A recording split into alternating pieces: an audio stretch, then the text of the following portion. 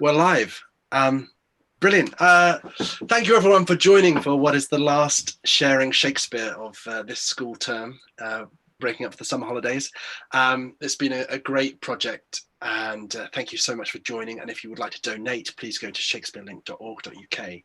And today I'm delighted to say we are joined by the award-winning international director, Tim Carroll, who is currently the artistic director of the Shaw Festival in Ontario, where he's joining us now.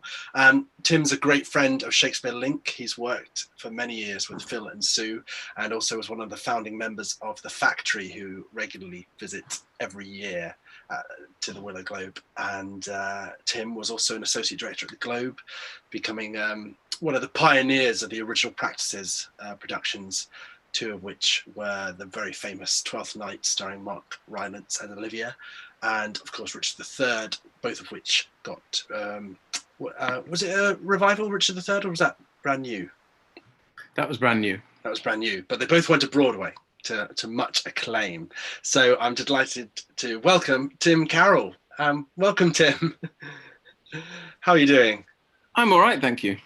Great. Thank you for joining us. And I thought we'd start with a simple question, but might be deceptively simple. But I'd be interested to know how you define your role as director. What's a director's responsibility and job? Every production has a kind of is a kind of game. Every theatre performance is a kind of game. And the audience, when it starts, are trying quickly to work out what the rules are. Very often, the moment the curtain goes up, or as it might be, they know the rules because they go, okay, it's that kind of world. And then they know what sort of acting they're going to expect. They know what level of realism or what form of realism or not realism to expect. They know something about what kind of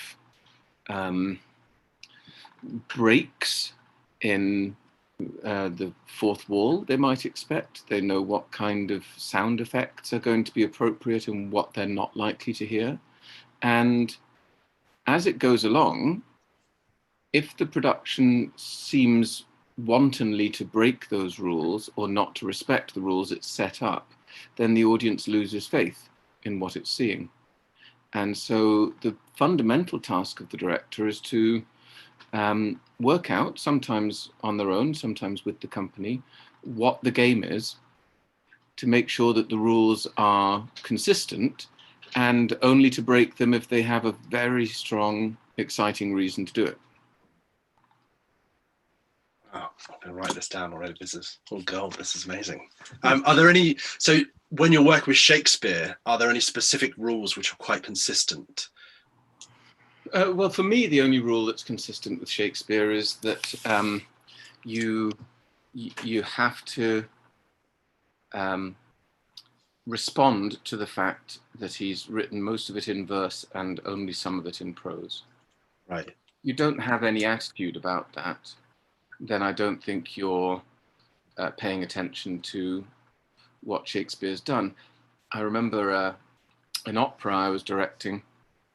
It was a Mozart opera, and the conductor at one point in the rehearsal said to one of the violinists, you know, at a certain point, Herr Mozart dipped his quill into his ink and blotted it to make sure that it was not too wet, and then he marked a B natural at that moment. So I think when you play a B flat, that's rather rude to Herr Mozart and the effort he went into to choose a B natural. And it was a very waspish and mean way of saying you're playing the wrong note. But I sort of took his point, which is, if you aren't going to engage with the fact that Shakespeare's gone to a lot of trouble to write iambic pentameter, then really you shouldn't be doing it at all. You shouldn't be acting it or directing it or anything else. Other than that, I don't have any rules because, as you said, I've done some Elizabethan style productions, which have one set of rules, and then I've done others which have been modern dress or indeed very abstract. So I don't really mind. There are certain kinds of settings I'm not interested in Shakespeare, but I don't instinctively say that one is right and one's wrong. I'm interested in this, playing a game, and in this game we're playing one of our main player has been dead for 400 years. So how do you navigate that cultural chasm that time has given us, where like the rules that not rules as such, but the decisions he's made, like I'm putting this in verse, I'm putting this in prose. Those will have changed through time. So how do you navigate that cultural shift? Well, it's all to do with the rules you set yourself, isn't it? You can say to yourself, I'm going to say that the game is that everything in prose is going to be whispered and everything in verse is going to be shouted.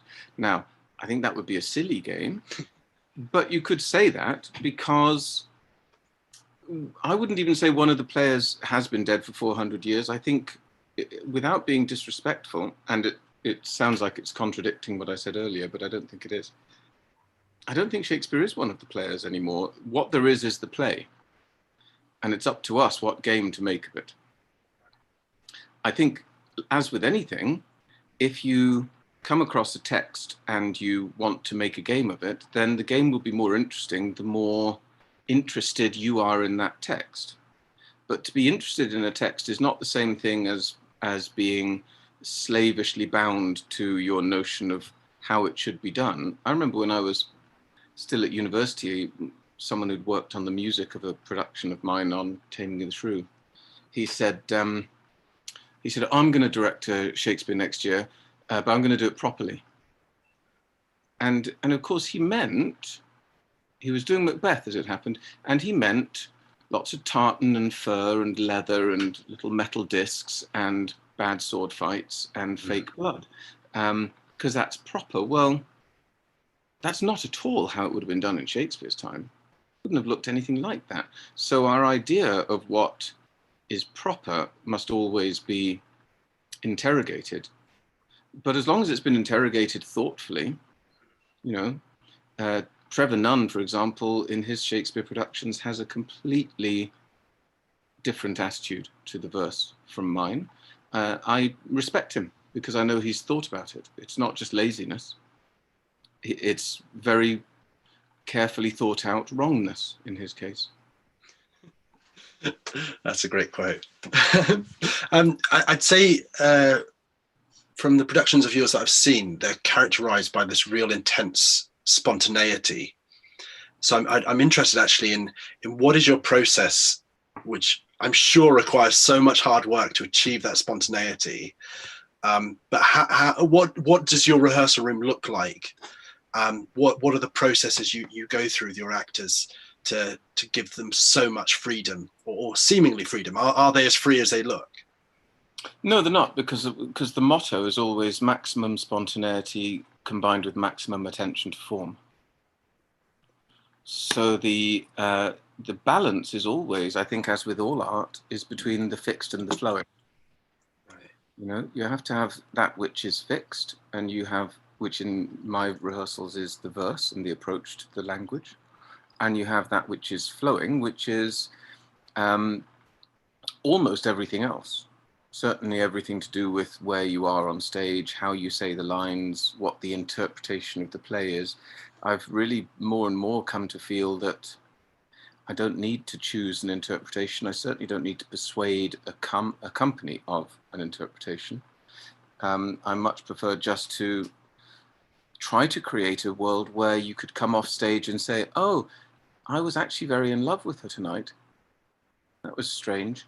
Normally I'm just using her, but tonight I was really in love. Huh. And then you can let that go for the next night and decide what you're going to do then. Or not decide, just see what happens.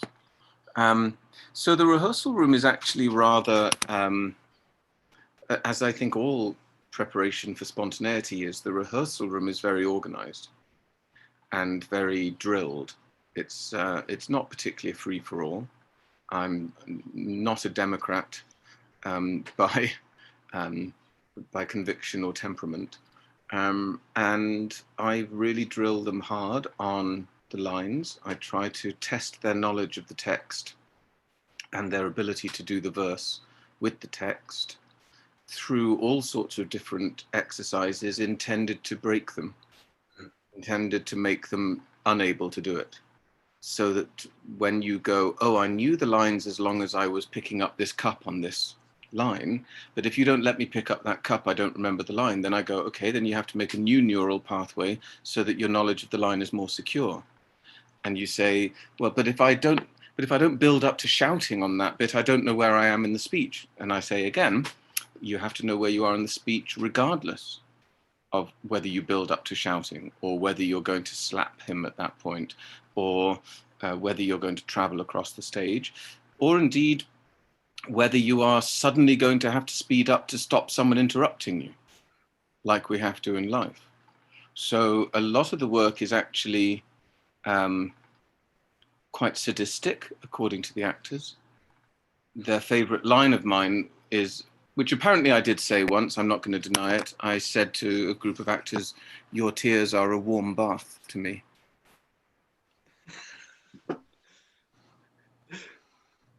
Wow.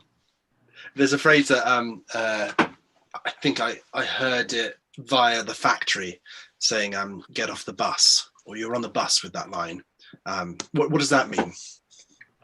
Well, the devil, which is a façon de parler that I like to use a lot, the devil is just a shorthand for the things that make us do bad acting.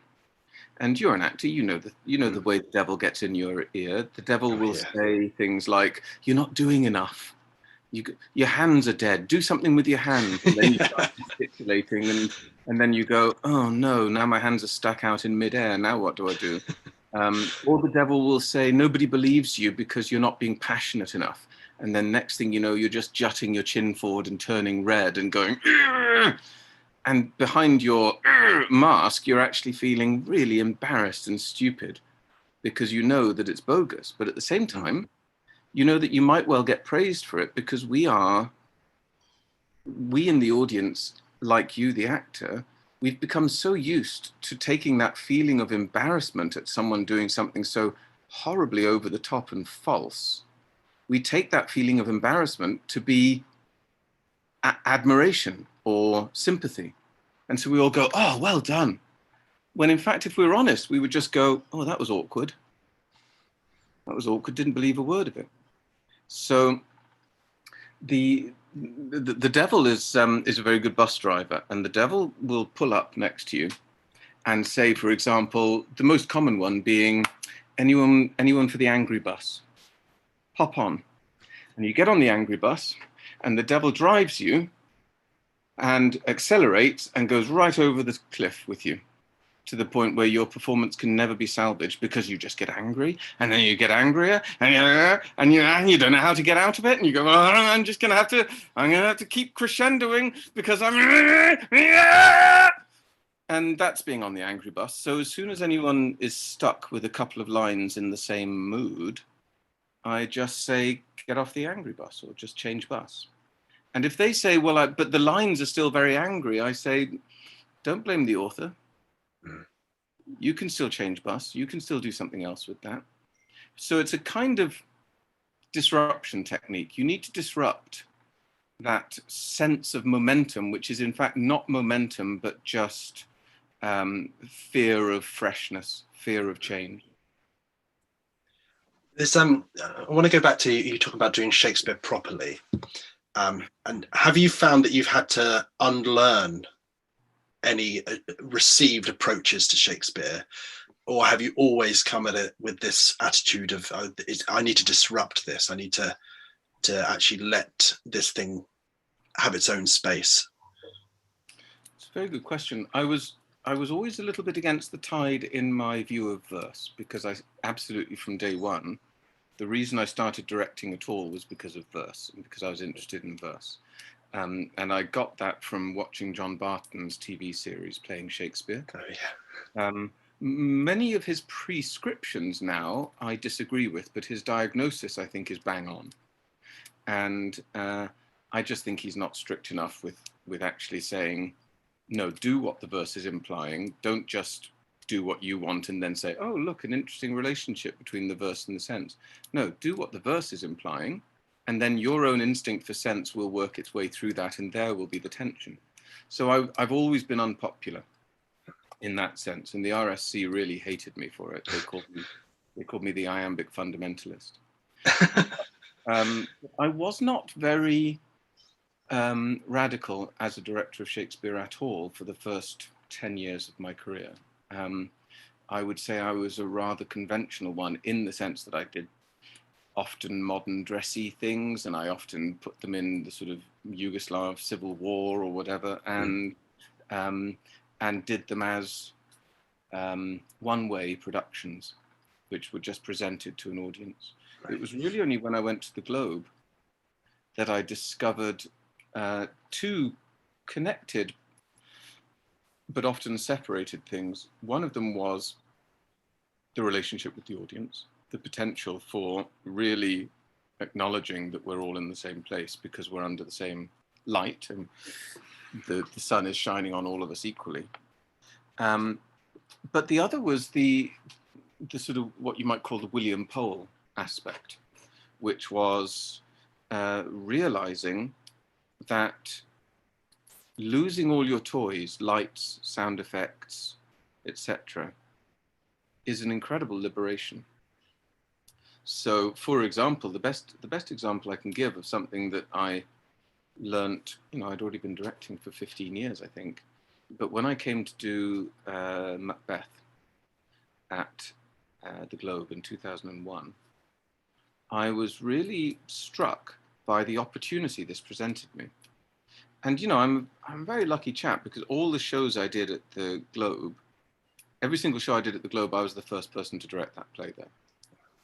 So I was the first person to do Macbeth there. I was the first person to do Richard II, Richard III, Twelfth Night, Tempest, etc. And being the first person to do Macbeth, you suddenly look at it and you go, okay, this isn't the venue I would choose to do Macbeth in. If I were doing Macbeth and I wanted good reviews, I know how to get good reviews for a Macbeth. You have to be in a black box studio, like the Pit at the Barbican, and everything has to be mumbled very quietly in sidelight. It must only ever be sidelight. Everyone must be wearing black. You should have, ideally, as many scenes as possible lit only by candlelight. And you should have lots and lots of haze and smoke glooming around the whole thing. And the hands of Macbeth must be dripping with blood when he comes back from, and he should smear it on his face, and it should look very. And the sound effects should be, mostly very sort of ghostly wind blowing down a valley with the odd hooting of an owl or something, so that it's very. Well, every single one of the things I've just listed is impossible at the Globe. And that was fascinating, because I thought, okay, the only thing that's possible out of all those things is that he comes on with hands covered in Kensington gore, as they used to call it. But that's going to look bloody silly. On a sort of overcast afternoon in May, coming out with tomato ketchup all over his hands, that's not going to look like anything much. So taking that as my starting point, I said, okay, let's make a virtue of these restrictions and have no violence at all, no weapons, no blood, no leather, no fur, no tartan, no candles, no dry ice or smoke, obviously, because it's pointless there. And of course, no sound effects, because we didn't have any recorded sound. We only had a band. So we had a band which played Miles Davis jazz from the Bitches Brew period. And we dressed everyone in dinner jackets and did an extremely abstract production. what my Hungarian friends would have called a very Hungarian production. And it got absolutely slaughtered by the critics, as I thought it would. And also became one of my biggest hits there, both at the time, played 110 performances to 98%. And also afterwards, I've had more people coming up to me after that than any other show saying, that was really kind of stunning. And I go, yeah, I know, thanks. It was much more interesting than some of the other shows I got good reviews for, but that's just life. That's amazing. That I'm interested now. You mentioned the devil driving the bus for actors. Are there any particular devil buses that you've found yourself on or are particularly wary of? Yeah, both. You often get on the devil bus of second guessing what people will like. And it was particularly, I've always been grateful to my friend James Garnon, because the year after I did Twelfth Night at the Globe, and Twelfth Night was one of those shows where the very same critics who'd all said that I deserved to be strappadoed and executed were then saying that I was the sort of love child of Peter Brook and Tyrone Guthrie. So, so suddenly the devil is in my head saying, okay, well, that's the formula. Just do that. And then the next season I was doing Marlowe's play, Dido, Queen of Carthage. And I asked Jimmy to be in it. And he said, only if you promise me it'll get bad reviews. And I said, yeah, I promise. And I was as good as my word.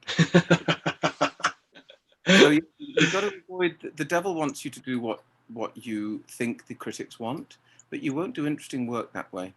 There's a very famous, well, not very famous, but very eminent director in Britain who shall remain nameless, of whom someone who's worked with him a lot at the Reluctant Spear Carriers, said, the trouble with Greg is that he's never had a bad review. No comment.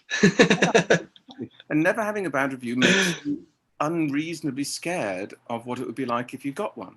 Right. Whereas I've had absolute shockers, and so I know that it all ends up just being a good anecdote. Yeah. That old fall off a horse to find out how to ride a horse thing. Wow. That's brilliant. That, and I know exactly who you're talking about. Well, actually, named no more of that. I want to talk a bit about your work with Mark Rylance. So he's such a dominant kind of force when he's on stage. How much of that is it possible to collaborate with an artist like that? Is that a collaboration, or is that a taming? No, it is a collaboration, and it's one I enjoy. It's not an easy collaboration. He would be the first to say he can be very tricky. He is a big beast. And we've had our run-ins. You know, I've had to go to his office at lunchtime at the Globe and say, you cannot emasculate me like that in front of the cast. Not when you're the artistic director. Because where does that leave me? I don't even want to go back into that room now. And so, of course, we've had those rows. And, you know, the thing about Mark is when you say that to him, he's very quick to go, I'm sorry, I was being nervous. I didn't know where the scene was going, and I was frustrated and flailing, and I took it out on you because I don't trust directors, and that's stupid because I do trust you. And I go, okay, all right, thank you for your apology. Don't do it again. And, you know, and he will, but not all that often. He is, you know, he just is one of those people whose room, his mood is the mood of the room. And he is usually jovial, and I can't tell you how joyous it is to be in a room with him when he turns on the comedy afterburners. You cannot believe it. You're all laughing so hard you think you're going to pee yourselves. But some days, for no particular reason you can work out, there's a black cloud over him, and then that is the mood of the room for the day. So it's a roller coaster ride, but I wouldn't want to exaggerate it because he is very kind and he's very loyal. He's a very loyal friend to me, and we're very close friends, have been for many years now. So, you know, we have that added relationship of being able to say, well, we're looking forward to when we get to work together again. We know we'll fight, but we also know we'll get through it because we love each other. Yeah, he was when we were training, he was definitely the actor's kind of, that's who you wanted to be, that's who you wanted to emulate. And I think it was between my first and second years that Twelfth Night was on. And I was there the first preview, and just seeing that spontaneity, that kind of, and you could see in the back of it was actually during the jig where I was looking at Mark Rylance and him not knowing the moves, and actually seeing someone messing up and then just mugging out to the audience. It was so beautiful. Yeah. What's been your favorite production that you've done Ever? If there is a single one, or what's I'll rephrase that. What's been the most important production in terms of you finding your craft? Yeah, they are two different ones probably, because when you said favorite, I have to say, you know, my email address is tcgoldenass, and so I did a production of The Golden Ass with Mark in 2002, the same season as Twelfth Night. I had a sort of annus mirabilis in 2002 because Twelfth Night and Golden Ass were both massive hits at the Globe, and then I also did an opera called Acis and Galatea, which is the best opera I've ever done. And I did a production of Engaged at the Orange Tree by W.S. Gilbert, which broke their box office record. So never have another year like that. And The Golden Ass was the biggest achievement, I think, because it was a company of 33 actors, each of whom had on average 12 costume changes.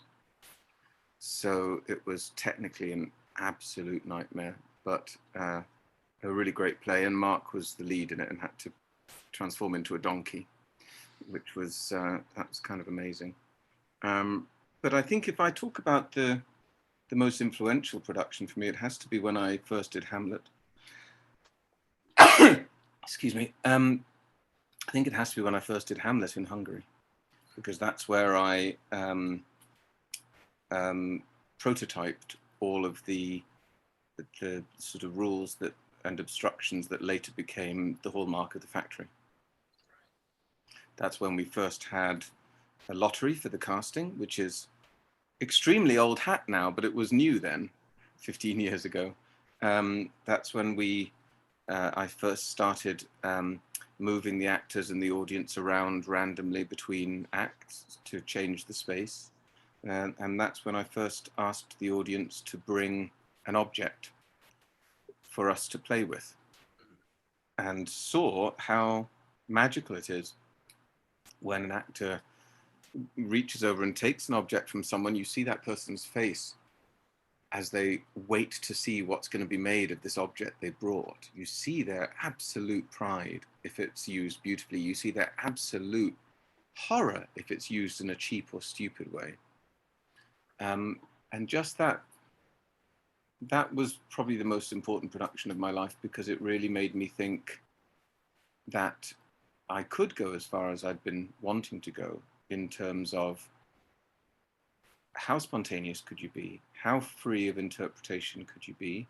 How risky could you be in a performance that is literally bound to be totally different for each night? Not just can be different, but will have to be different.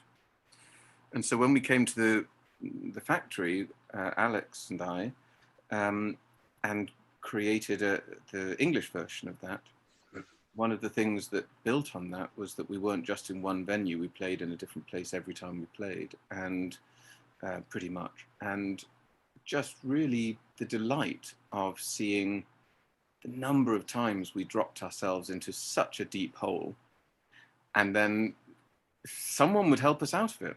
There was a great one. I'll quickly tell you this story, because this is one of those moments of revelation. We did a show in a pub in Bermondsey, and we'd done the first 3 acts indoors, clambering all over the tables and being very pleased with ourselves, and the audience all thought we were terribly clever and radical and all that. And then I had the bright idea of saying, right, let's go out into the courtyard for Act 4. And it was a tight little courtyard, and I didn't realize quite what a big crowd we'd accumulated that night.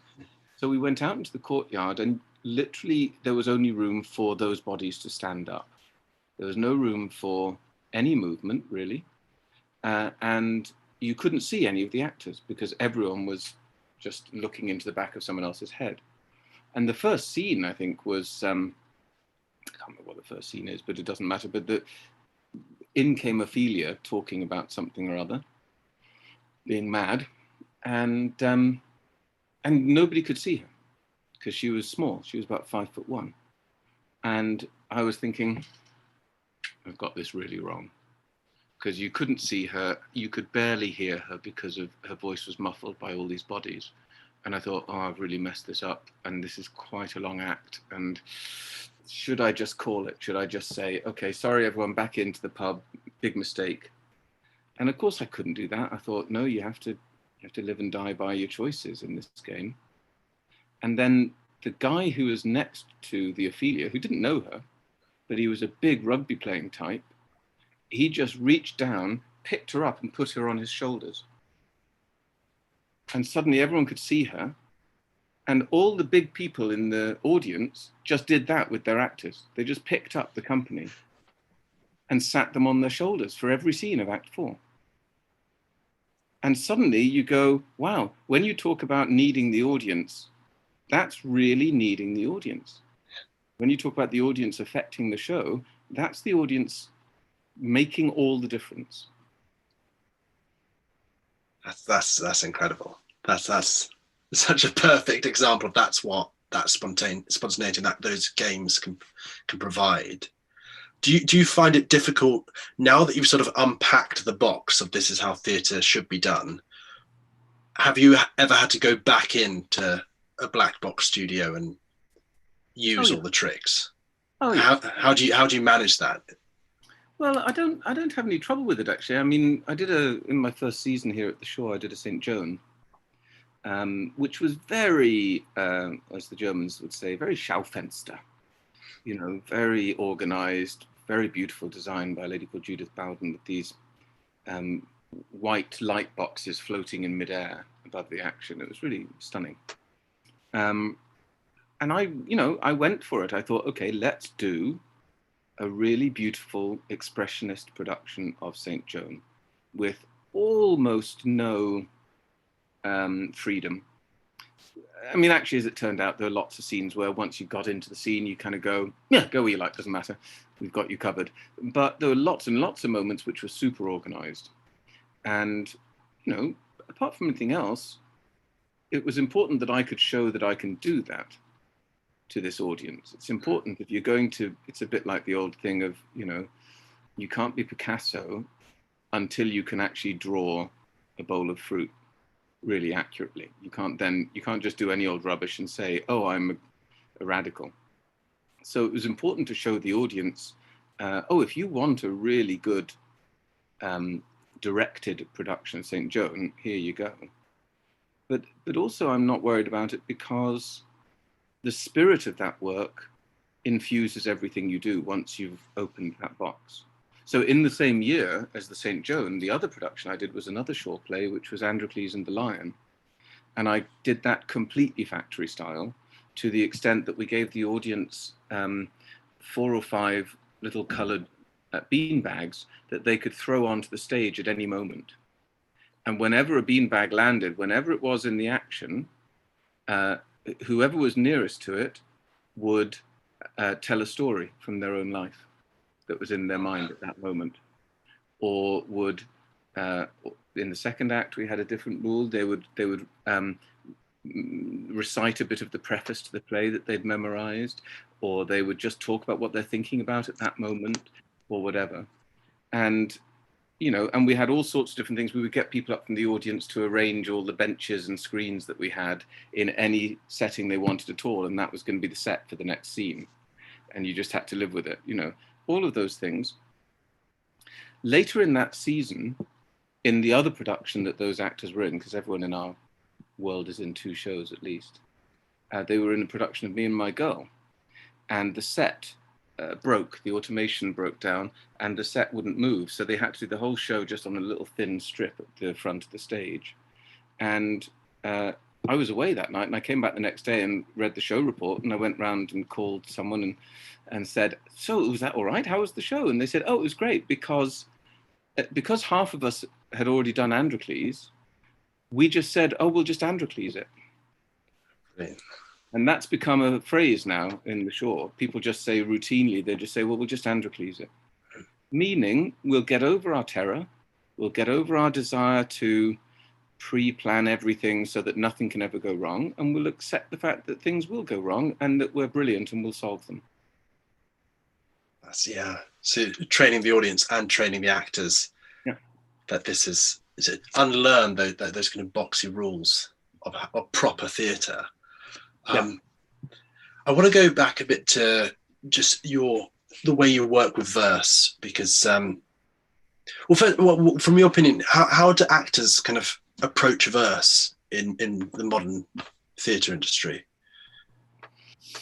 I think they have a wrong idea about it. You'll be surprised to hear, because I think people often, you often hear it in a very explicit way on this side of the Atlantic, because people will say, I think we should respect the poetry. And I say, poetry? And they say, yeah, the de-dum, de-dum, de-dum. I go, okay, that's not poetry, that's verse. And the importance of that distinction is something which I think is also infused in British actors, which is they think that the fact that it's in verse means that it must sound like a poem, instead of what I think, which is the fact that it's in verse is the means. The verse gives you the means to make it sound spontaneous and natural.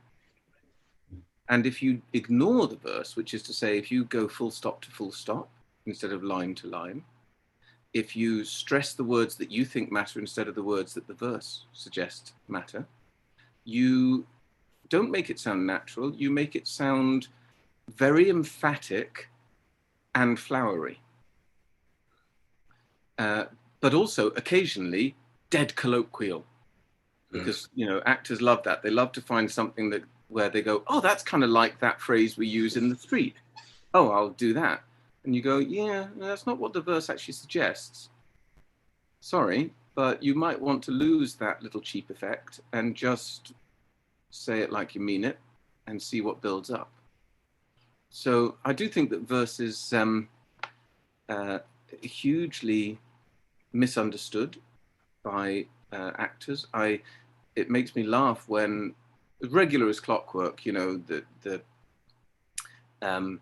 every 5 years or so, just as predictable as the fashion magazines saying, feminine is back every 5 years or something, you will have the artistic director of the RSC bemoaning that young actors can't speak verse anymore, that they're not trained. And I go, well, but I don't know if you're training them terribly well either. Because when you get your hands on them, you get them to ride the verse in a way that just makes it very declamatory, or you get them to throw it away in a very sort of, well, I saw Mark Rylance do it like that sort of way.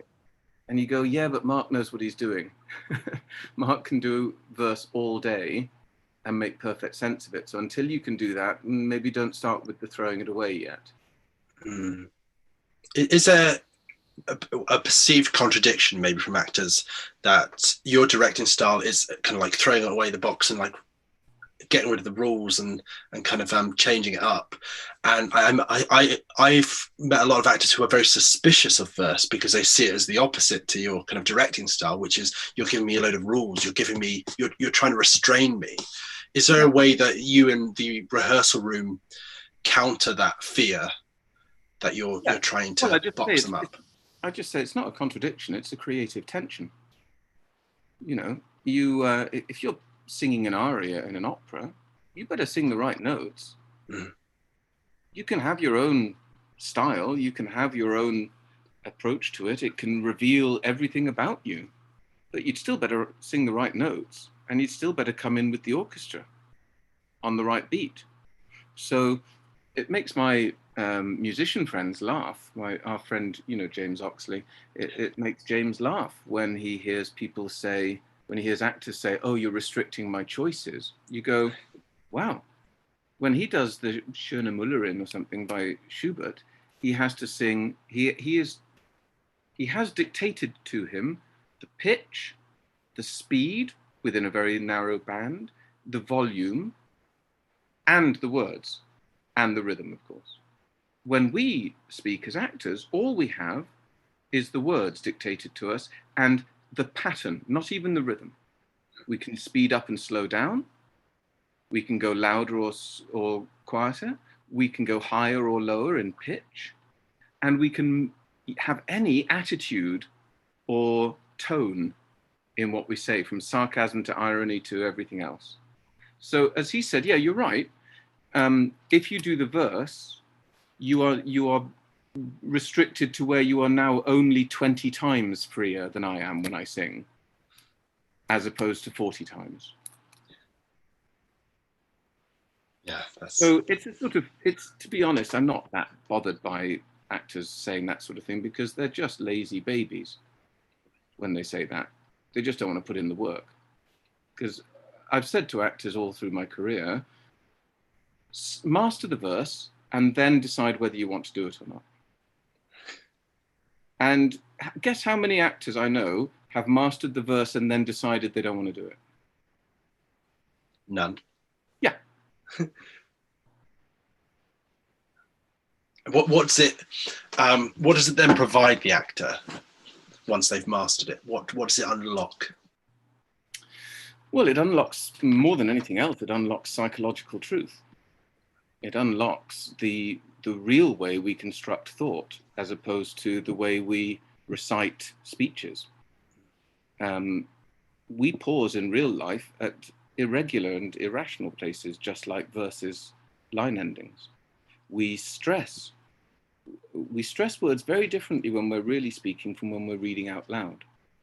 And when we're reading out loud, we'll say things like if and only if.